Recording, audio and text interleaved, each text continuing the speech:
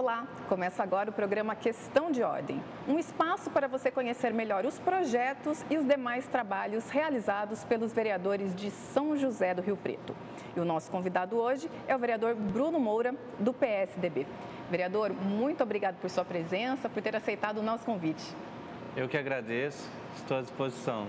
Vereador, eu vou iniciar a nossa entrevista falando de Covid-19 e das propostas do senhor relacionadas a essa temática. O senhor protocolou um projeto que inclui as academias e qualquer outro estabelecimento do ramo de atividade física no grupo de atividades essenciais. Na opinião do senhor, por que esses estabelecimentos precisam ser listados nessa categoria? Por que eles são devem ser considerados essenciais? Eu acho que, assim, só de você falar de esporte, todo mundo pratica o esporte, né? E várias pesquisas, vários estudos têm comprovado que a atividade física, academias, entre outras, tem uma essencial, assim, como que eu posso dizer assim? Qualidade de vida? Isso, na qualidade de vida. E teve vários casos já que ajuda também na recuperação, quem já pegou o Covid. E previne também, fortalece quem vai pegar ainda, né? Um exemplo. Então, eu acho que eu não sou o dono da razão, mas é muito essencial para a saúde, né? O senhor teme que esse tipo de proposta possa gerar algum tipo de crítica popular ou de alguma dificuldade aqui na votação na casa? Eu acredito, pela votação na casa, eu acho que todos estão de acordo, ou a maioria. Agora, crítica sempre vai ter, né? Porque você agrada um e desagrada outro, então é complicado. E que nem quando se fala de serviços essenciais, acho que todo pai de família que tem um ganha-pão vê como serviços essenciais. Então, a gente entende o todo, né? Até o senhor chamou essa questão, vocês aqui recebem muitas demandas, inclusive de diversos setores. Como é que o senhor lida com isso, por exemplo? Vem a demanda da academia, mas vem a demanda também de outros profissionais. Como é que o senhor lida com essa informação? Ou a partir de que momento isso gera um pedido para o executivo ou gera um projeto? Como que o senhor avalia isso? É que nem a gente está aqui porque o povo colocou a gente, então a gente procura atender todos, né? Claro, a gente sabe que uns não tem nem como, mas a gente tem que tentar brigar por ele também, porque eles que colocaram a gente. É igual eu te falei, todos os serviços são essenciais. É difícil falar, que ele não é. Mas que nem eu brigo por essa classe porque eu sou da classe do esporte. Eu sei o quão tão é importante o esporte na minha vida. Então, por isso que é uma classe que eu defendo sem medo algum. Vereador, ainda falando de Covid, o senhor participa da frente parlamentar que acompanha as ações de combate ao coronavírus aqui no município. Queria que o senhor contasse para a gente um pouco do que já foi feito no trabalho dessa frente parlamentar e se vocês já têm aí passos futuros, né, as próximas ações, principalmente no eixo que o senhor coordena, que é a área de educação. Sim, a gente teve várias reuniões com o secretário de saúde, o Aldenes. Na verdade, sim, cada vez que eu falo com ele, eu até me surpreendo mais, porque o pessoal que está nesse eixo da saúde estão todos de parabéns, porque eles estão enfrentando uma grande guerra, né? Ninguém sabe como combater isso aí, se soubesse já tinha. Então, o pessoal que está hoje trabalhando pela saúde em nossa cidade, tem que tirar o chapéu, agradecer e orar muito por eles, porque se está nessa situação ainda, é porque eles estão tentando combater. É um esforço eterno deles. Muito, aí, né? muito. Eu acho que assim, quem fala mal desse pessoal, acho que não sabe nem o que está falando. Porque eu mesmo pensei em me colocar no lugar do secretário Aldenes, eu já não ia dar conta nem uma semana. E você vê que é uma luta diária, igual ele conversou com a gente na última reunião, falou que se não fosse a equipe dele, ele já tinha desistido. Então, assim, é um pelo outro, é triste essa realidade, mas é bonito de ver o trabalho desse pessoal, é de tirar o chapéu. E foi justamente o trabalho da frente parlamentar que aproximou o senhor dessa realidade, né? Para conhecer melhor isso, né? Sim, com certeza. A gente só ouvia falar, mas não tinha ido buscar fundos, né? Então eu visitei algum UBS que foram colocados leitos, a gente viu a correria que a gente viu as pessoas que estão lá atendendo, o sofrimento que elas têm, sabe, assim, com elas mesmas, estão muito desgastadas. Então, o que a gente pode estar fazendo é dar força para esse pessoal e estar apoiando, em qualquer seja a decisão deles, porque a gente sabe, o mundo que a gente está vivendo hoje é terrível. Vereador, no caso da educação, o senhor também esteve muitas vezes com a secretária, Fabiana Zanquetta, né? Como é que o senhor avalia a questão da educação ainda para a gente nem pensar em como será retorno às aulas presenciais ainda, né? O trabalho é muito de fortalecer essa questão ainda do ensino remoto e poder garantir, né, que essa criança permaneça na escola, que essa aula possa ser dada e garantida, mas ainda diante da nossa situação de uma outra forma, né? É uma realidade também que ninguém sabe comprovar, né? O caso de volta à aula presencial, uns quer que sim, outros quer que não, mas aí você pega alguns países que fechou tudo e não fechou a escola, tem outros que fecharam tudo e fecharam a escola. Aí você vê hoje, falando da Fabiana, ela assumiu uma secretaria que é uma das maiores pastas que tem na cidade, está lá igual a gente aqui, 60 dias. Então, como que a gente vai cobrar alguma coisa dela? Eu acho que ela está se esforçando ao máximo, está tendo resultado. Eu acho que não tem como cobrar dela uma volta às aulas presencial, porque tem pessoas que querem essas, tem pessoas que não querem. Hoje você pega caso que algumas escolas lá em São Paulo, criança pegou Covid, funcionário pegou Covid, então a gente não pode querer forçar ela a fazer isso aqui. A gente tem que apoiar, a gente tem que achar uma solução. Entendi. Vereador, o senhor visita muito as escolas, isso a gente pode acompanhar, por exemplo, vendo as suas redes sociais, né, a sua prestação de contas. Nessas visitas, o que o senhor tem encontrado? São questões mais de demandas ou problemas estruturais? Ou são instituições que precisam de maior segurança? O que o senhor tem encontrado nessas visitas? A gente rodou várias escolas, assim. Tem escola que precisa dar uma arrumada mesmo na estrutura física, a gente não pode negar disso. Mas a gente pega a Zona Norte, que eu visitei a maioria das escolas lá. Falta um pouco mais de segurança, né? A diretora, as professoras, elas temem isso, porque aí não pode culpar nem o poder público, porque são vândalos que pula dentro da escola, que rouba. Então é bem complicado. Até eu fiz um apelo pessoal da GCM, Polícia Militar, para estar ajudando lá, né? Nesses locais. Mas embora a gente sabe que não é assim fácil, porque ninguém sabe a hora que esse cara vai entrar lá para fazer esses regaços, né? Mas é bem complicada a situação, né?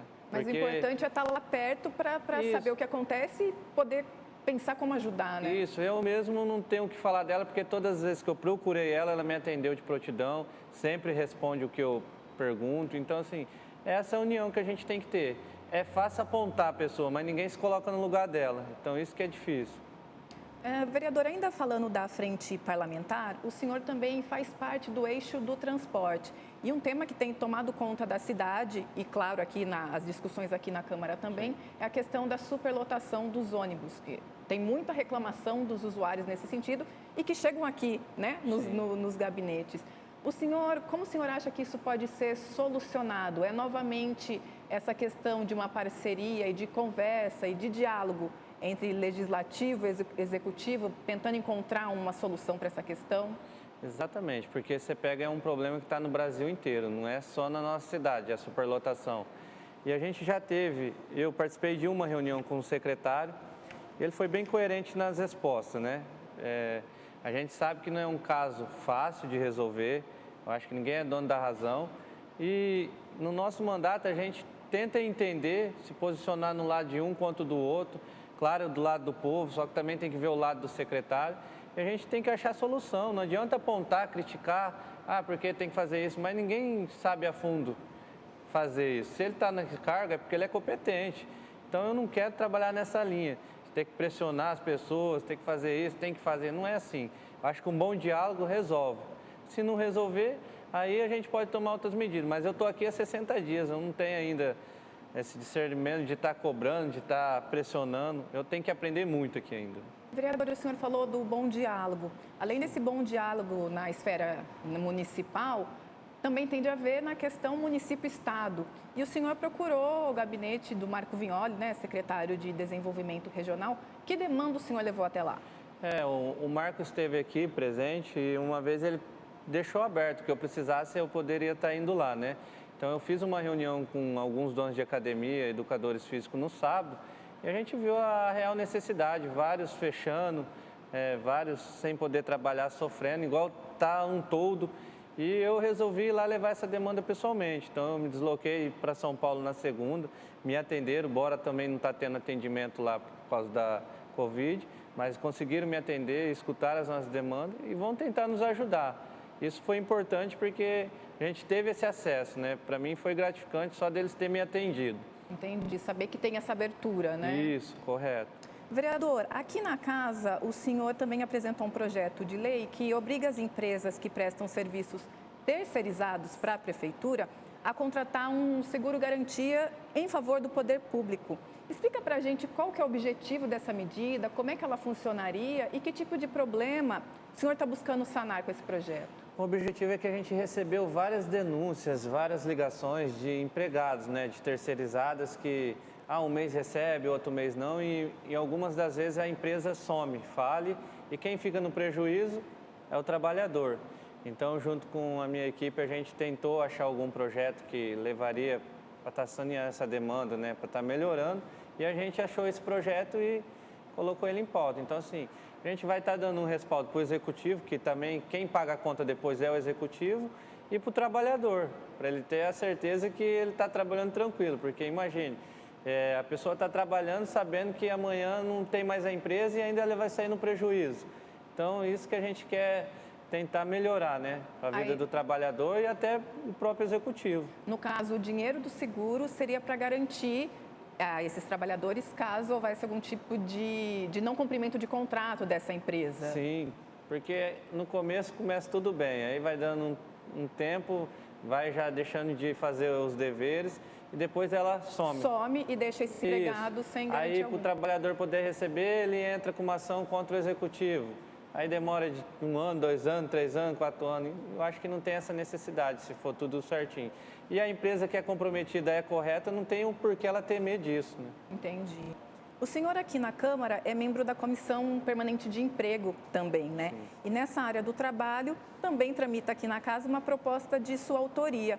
O projeto viabiliza que as empresas vencedoras de licitação pública aqui no município contratem pessoas em situação de rua ou pessoas desempregadas há mais de 3 anos.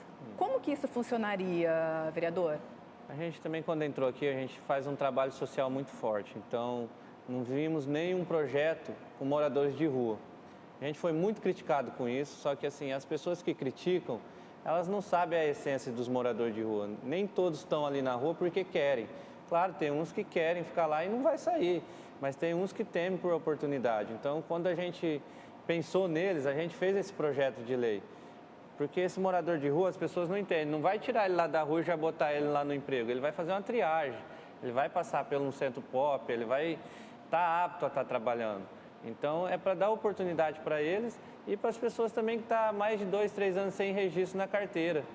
Inclusive, no caso dos moradores, né, das pessoas em situação de rua, ele precisa ter ali um dos critérios para ele participar disso é ter um vínculo ali com o centro pop, Sim, né? ele tem que estar apto, ele tem que querer também, né? Então, ele vai fazer essa triagem. E aí, lá mesmo no centro pop, eles vão dar esse encaminhamento para alguma empresa. Vereadora, e seriam que tipos de atividades, né, ou de funções que essas pessoas poderiam ocupar? Se você vê bem hoje, você pegar alguns moradores de rua, que nem a gente faz algumas ações, você pega médico, você pega frentista, você pega várias profissões que você fala assim, meu Deus, mas o que você está fazendo aqui? E aí você começa a entender caso por caso. Então, tem vários profissionais que estão ali em situação de ruas. Então, ele encaixaria em algumas dessas empresas. Em várias atividades. Em várias. E aí, a porcentagem desses contratados previstos nesse projeto seria por volta de 1%? 1%. Eu acho que não atrapalharia em nada. Ia então, dar você mais pega o corpo oportunidade. de mão de obra de determinado trabalho contratado, 1% seria atendendo a esse projeto. Isso, exato. Vereador, e aí ficaria a cargo de quem, por exemplo, a indicação? Seria um dos órgãos de assistência social mesmo? Sim, seria passado pelo Centro Pop e um órgão social mesmo, né? A gente, Secretaria da Assistência Social, a gente teve reunião com ela também, que é super competente, a secretária Helena Marangó, e ela também gostou da ideia e quer trabalhar em conjunto, isso é importante. Vereadora, a gente citou que são as pessoas em situação de rua, mas também tem uma outra porção que é atendida pelo projeto, que são essas pessoas desempregadas há mais de 3 anos e que às vezes as pessoas não tomaram conhecimento na fase inicial do projeto, né? Sim. E tem muita gente, pelo trabalho que o senhor faz, nessa condição hoje aqui na cidade. Muita, muita. Ainda mais agora por causa do fato da pandemia, tem muita gente desempregada, né? Mas tem muito mais ainda que está 2, 3, 4, 5 anos sem um registro na carteira.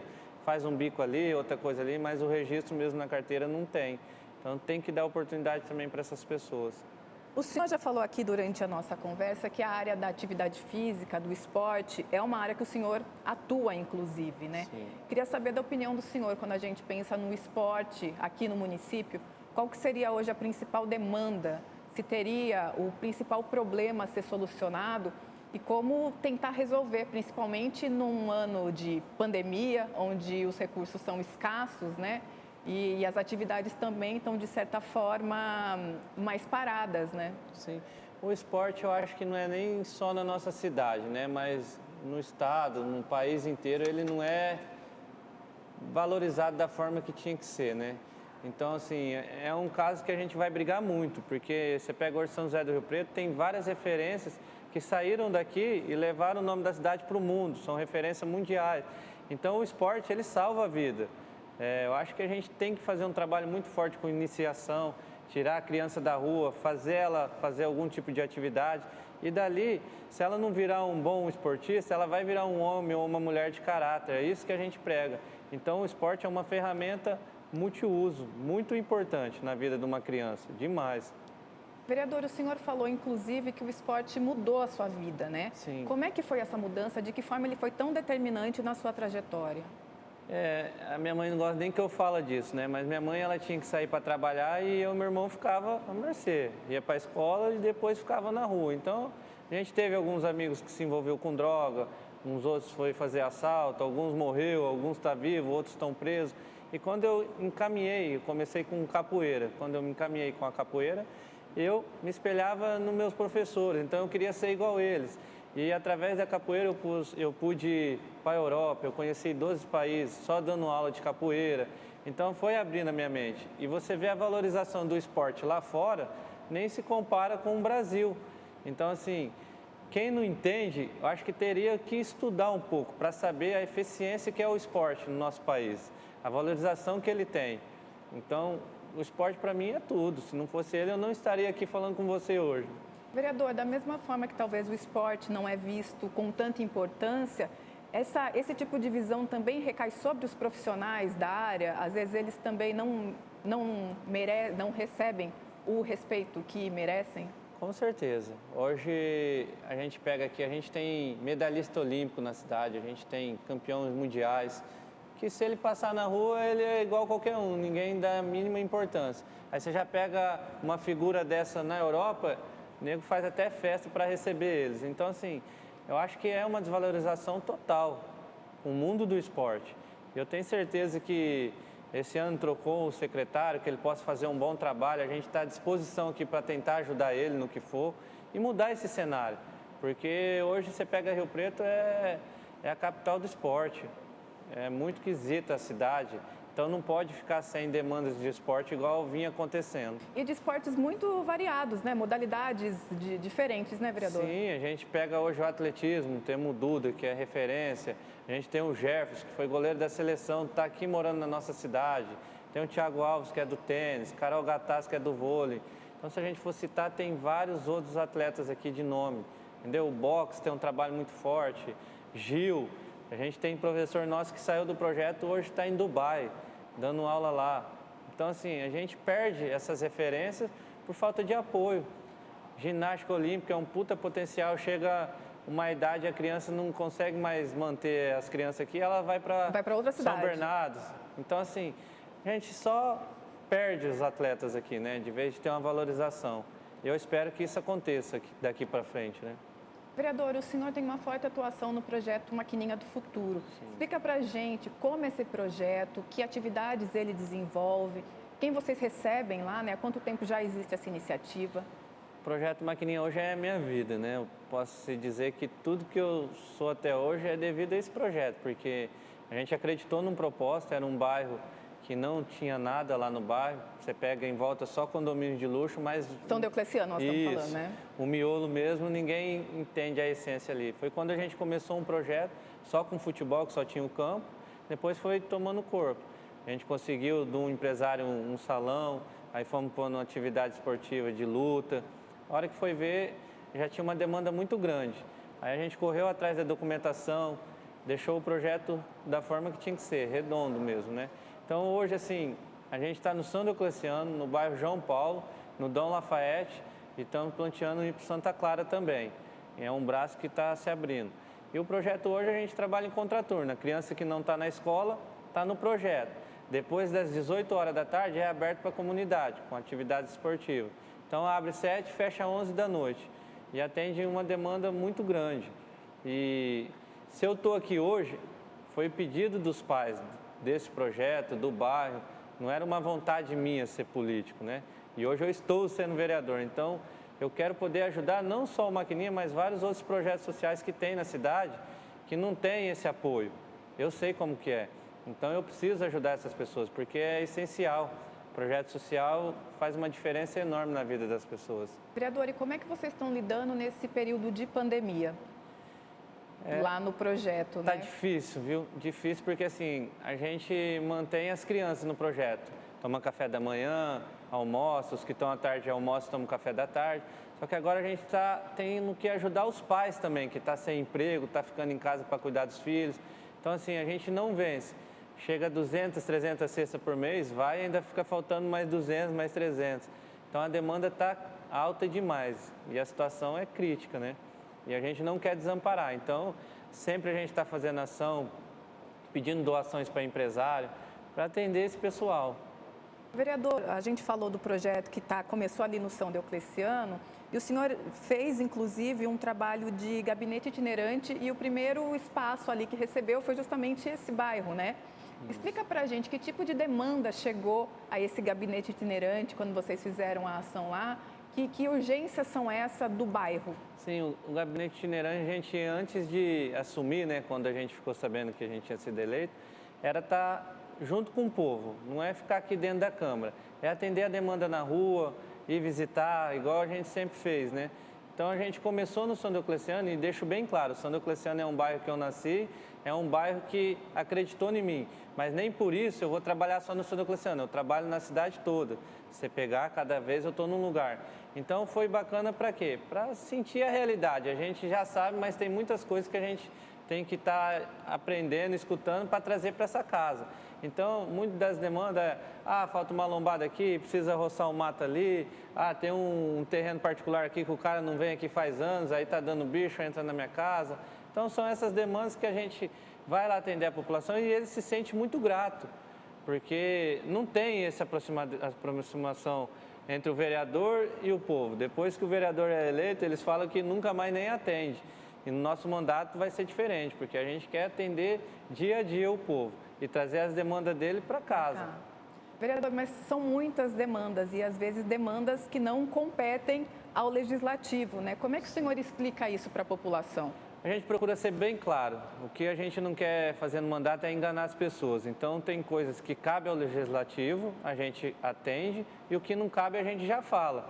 Porque é muito triste enganar as pessoas. A gente não quer poder fazer isso, né? Isso aqui não faz parte do nosso mandato. A gente quer ser transparente. O que dá para fazer, a gente vai fazer. O que não der, a gente já vai falar. Entendi.